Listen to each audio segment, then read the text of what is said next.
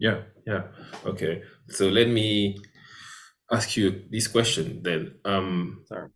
S- Okay, so what I hear also you say is that from your story, because where I'm trying to get is to actually get into a point where we can start a conversation, right?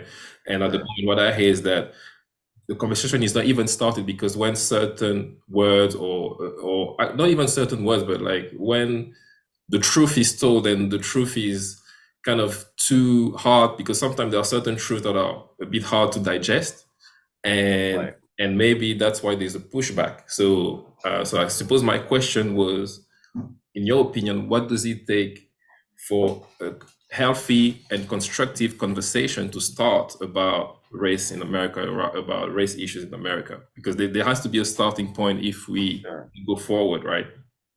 Yeah, no, that's a very good question, Yannick. So I believe that Black people have been having this conversation for years, for like Mm, hundreds of years, right? Nothing that I say is revolutionary or different or has not been said before. mhm, You know, I think of Fannie Lou Hamer, I think of Ida B. Wells, I think of James Baldwin, the great Malcolm X. mm. Had, they're saying everything that I've said. Kwame Ture has said everything that I've said. You understand what I'm saying? Yeah, So yeah, yeah. it's always been one sided, and so now for for a good conversation to happen, you know, white people have to come to the table because see, there's nothing that we can do or that we've done that's wrong, right? When you're the victim in this, you're always fighting to display your humanity, right, Mhm. Yannick? Yeah. I'm a person. I'm a human. I am deserving of proper treatment. So white people have to come to the table and listen. See, here's the thing, right? People, and I'm gonna shout out my man John Weber. He taught me a concept. He said many people listen to respond, they don't listen to learn, right? Mm. So when I like you listen to right, yeah. yeah, you did. So when you listen to respond, that means you've already got your response loaded up. You know what I mean? You just waiting for the other person to say something before you get your stuff off, right? Yeah. So I think first, white America has to come to the table to listen and realize that, you know, we're not telling you to be ashamed to be white. That's stupid. Like, don't be ashamed of who you are. Mm. Like, we're not saying that at all. What we're saying is that, well, I'm sorry, let me rephrase that. I can only speak for myself. What I am saying, Yannick, is that we are in these positions because of the system of racism, white supremacy, anti-blackness, right? Mm. So we all participate in the system of varying level. Yeah. So I would just say for the racial conversation, bringing it back to the racial conversation, they have to come to the table ready to listen and to not take any barbs or any critiques about whiteness personally. Mm. That's the first thing. So about that listening piece that you talked about, where we are able to kind of like come to the table, not to respond, but to kind of listen. So Absolutely. yeah. Man, like I did a TEDx in 2020. It's called the importance of telling your story, right? And Mm. one of the things in that I stress is that not everyone's story is told, and because of the fact that not everyone's story is told, Yannick, there's many different points of view and many different uh, experiences that are not heard. Mm. You know, it's really cool when I'm able to go on YouTube or to read someone's blog. Like, it's a young girl in West Virginia. She's a coal miner. That's a story that's not being told. Or a young queer Muslim boy in London. That Mm. story's not being told. So when you listen to people's stories, you get to learn about their experience and other experiences similar. And going back to what you mentioned earlier, Yannick, empathy does grow. Yeah. because when your light is when your light is turned on about certain group of people, certain way of life, then you get to see it a lot clearer, and many of those judgments or those stereotypes, they tend to fade away. Absolutely. And that more than anything, that's the great thing about telling stories, man, is like, you get to stamp your place in the world, your place in time, and people will learn. Look,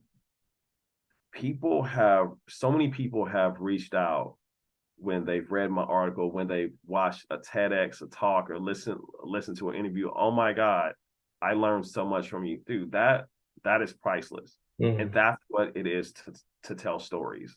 So that's what we should be aiming for.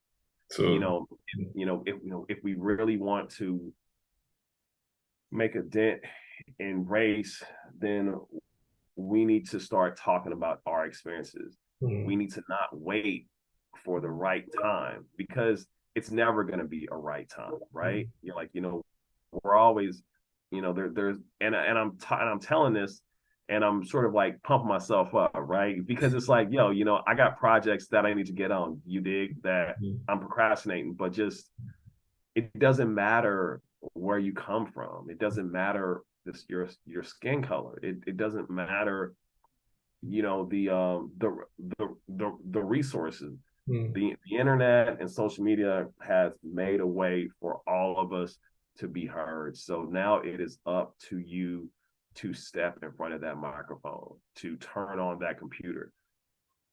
Yannick, a lot of people may feel like, well, I don't have anything to say. Listen, everybody's got mad stories, man. And they say, well, Leron, what if people don't like it? So what? Okay. Oh, look, there's 250,000 podcasts out there, right? yeah. That means that there's a market for somebody's gonna like your stuff. And if they don't, oh well, like not everyone's going to like it. Not everyone's going to like what you have to say. Look, the way that I talk about race, the way that I talk about discrimination, it could be harsh for some. I've been not invited in certain areas, but that's okay, Yannick, because I always say this.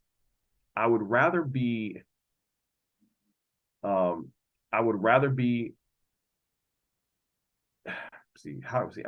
I would rather be rejected for who I am than accepted for who I'm not. Absolutely. So if I go into this room, just know, yo, this is Leron Barton.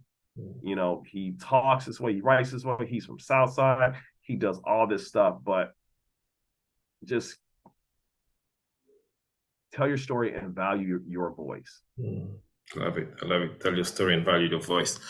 That was my man, Leron. So in a way, I would definitely count you as an optimist, because the optimism is in telling the stories. And the reason why I'm saying that is that, I mean, as a storyteller myself, I do what I do because I'm a little bit hopeful that by allowing those stories to be told, then the people will hear it, the people we need to hear will hear it, and then that's how the conversation are going to get started, because they're going to hear about the experiences, the lived experiences of people, and they're going to connect at some point with the pain. So, yeah.